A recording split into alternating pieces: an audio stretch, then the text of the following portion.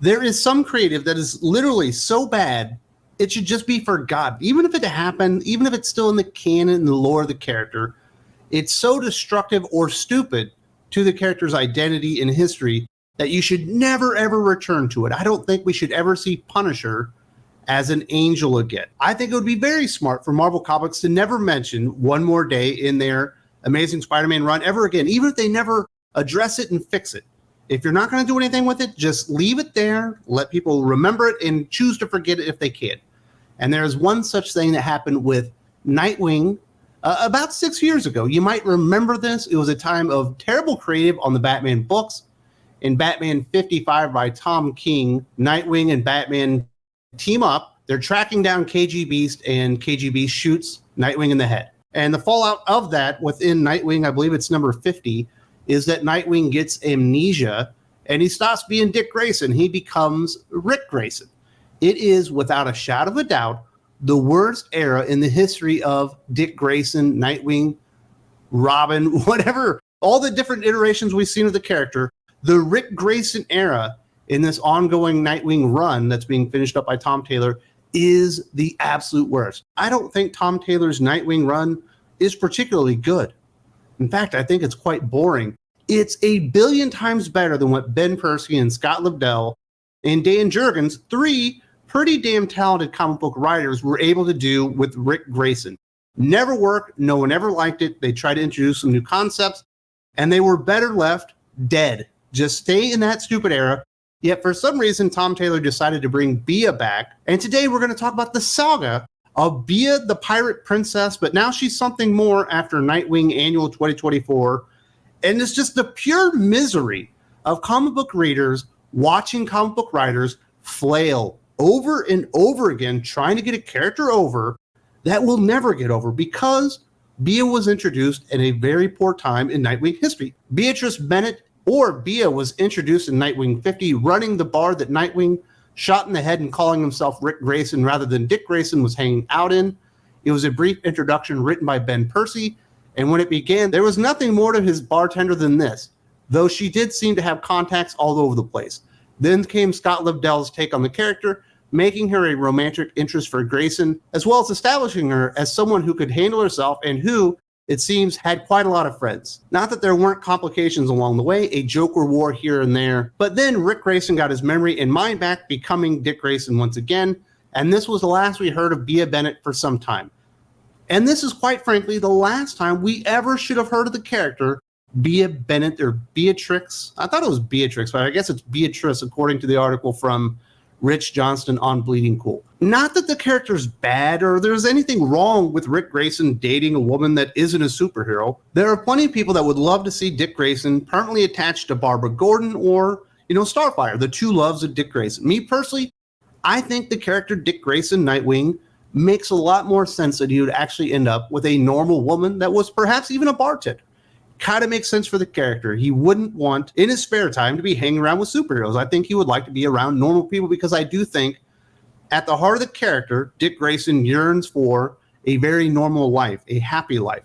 But he is drawn to being a superhero. He knows he can make a difference. And Dick Grayson is absolutely motivated by love of his community and his family, all that stuff.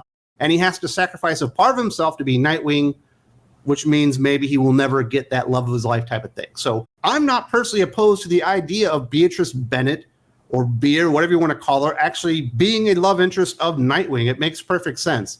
But the character was literally introduced during the Rick Grayson story arc. Everyone hates it. Everyone wishes it never happened. And that's why you kind of close the door on the character, because it's bad creative. It's stuff you don't want to remind people of.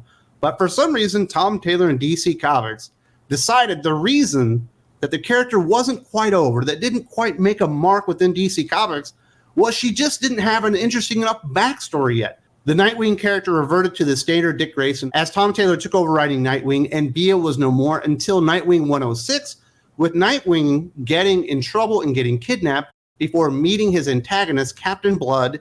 Yes, it's Bia, because everything you knew about her was wrong. In Nightwing 107, set 2 years after the events of Rick Grayson, Bia was revealed to be someone that Dick shouldn't have dismissed so readily or heartily as being unable to keep up with him. Growing up homeless when she was 13 years old, Bia stole a billionaire's yacht single-handedly and tried to sail it to the Caribbean, only to be raided by the crew of the Cross Keys lead, Reuben Blood. He recruited and adopted her, making her his successor, and she made the crew of the Cross Keys a force for good in Bloodhaven. So basically, the thing that was wrong with the character is that she wasn't sympathetic. So she needed to be homeless, but she also wasn't super duper capable. So she needed to be able to single-handedly steal $1 billion yacht and try to navigate it to the Caribbean, but then be stopped by a pirate, or I guess a crew of pirates, who recognize immediately that she's so amazing that they needed to adopt her and name her the successor to the pirate vessel and the pirate family and fortune and booty and all that kind of stuff. This is the kind of retardation that is destroying Marvel and DC right now. Not understanding that fans are allowed to respond to a character or not respond to a character. People have certainly responded in a very positive manner to some characters, like a Yara 4. People were excited about that character. I do think a lot of people were very excited about Punchline.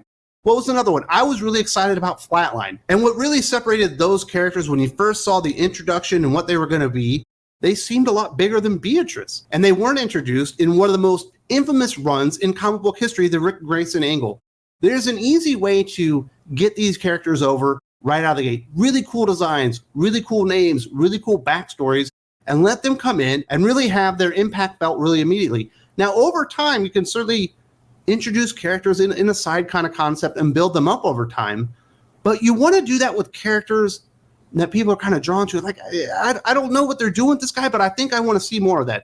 I want to see Jarro a lot more. I think Jarro had a lot of potential to do some cool things within the DC Comics universe. Unfortunately, they dropped that character and decided to put the spotlight on Bia. But I guess their remedy for bad creative and introducing a character in a really bad time that's associated with the worst run in Dick Grayson history is, well, she actually needed to be a pirate. Of course she needed to be a pirate princess, because she was so badass all along that actually once the pirates met her for the first time, they realized she was the future of pirating in fucking Bloodhaven. And you see this kind of creative from Tom Taylor and this just stupid ideas. You roll your eyes and you're like, why are they wasting their time on this character that is truly going to be meaningless in the end? And I imagine we'll see Bia Bennett, 10 or 15 years showing up every now and again. But there's this stupid idea within comic books that what's holding the character back is they don't have enough powers. They don't have enough capabilities. Let's put everything we can on this person, stack it all up, and people will have to be interested. Well, it turns out being a pirate wasn't enough. So today, within Nightwing Annual 2024, we're going to build her up some more.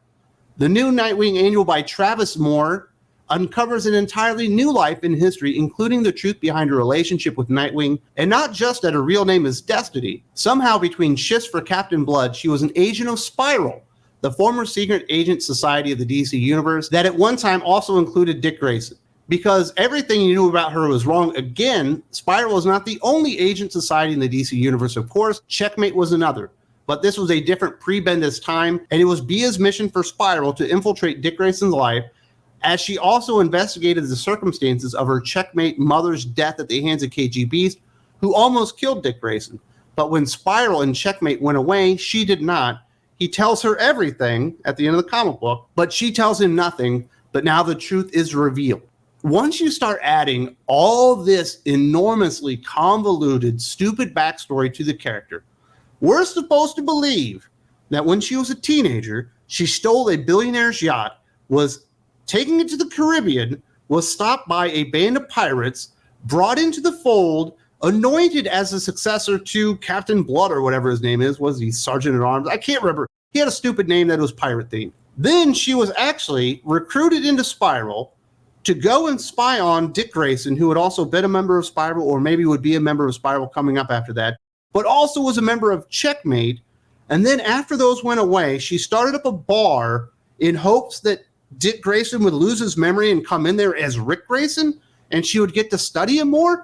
We're talking about layers upon layers upon layers of fucking stupidity and convoluted nonsense on a character that literally means nothing.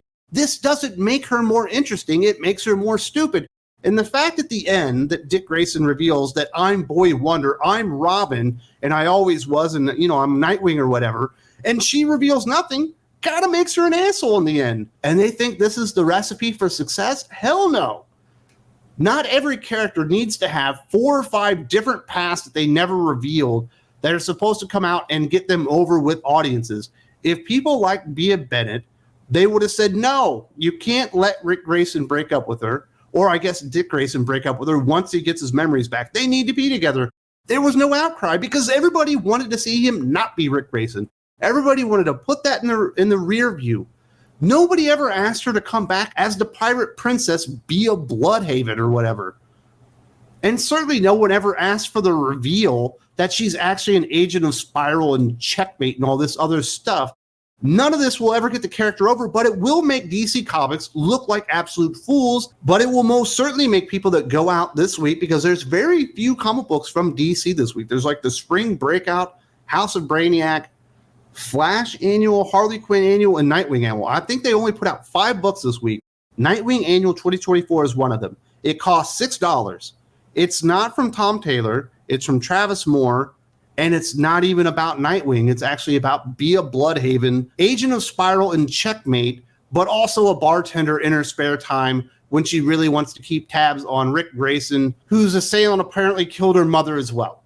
Like, it's so ridiculous, and it's such a ripoff for $6 to actually charge people that kind of money for this kind of nonsense. And you wonder why DC is failing, Marvel is failing, the comic book industry isn't thriving. It's because of stupid ideas like this. It's because they never listen to the audience. The audience already chose. They already made a decision on Bea fucking Bennett. They want him to be with Barbara Gordon. They want him to be with Starfire. They want him to be with anybody else but Bea Bennett. But now she's a more badass fighter than Dick Grayson ever was. She's a more badass spy than Dick Grayson ever was.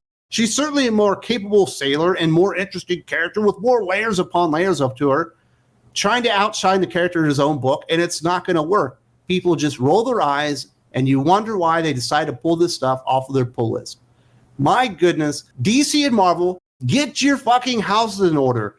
Remember, creative is the most important thing you do. Why are you wasting so much time on a character everybody wants to forget and just throwing new stuff upon new stuff upon new stuff, hoping that the character finally gets over with fans? It's never going to happen. If you would like more comic book conversations and reviews, Thinking Critical YouTube certainly has plenty of that, but Thinking Critical Patreon has even more of that. We got podcasts going on all week long, 8 hours of new podcasts every week, 32 hours of new podcasts every single month with Doc, Aaron, Jim, Nick, myself. Lots of fun to be had there. Lots of great comic book conversations. There's a link in the video description.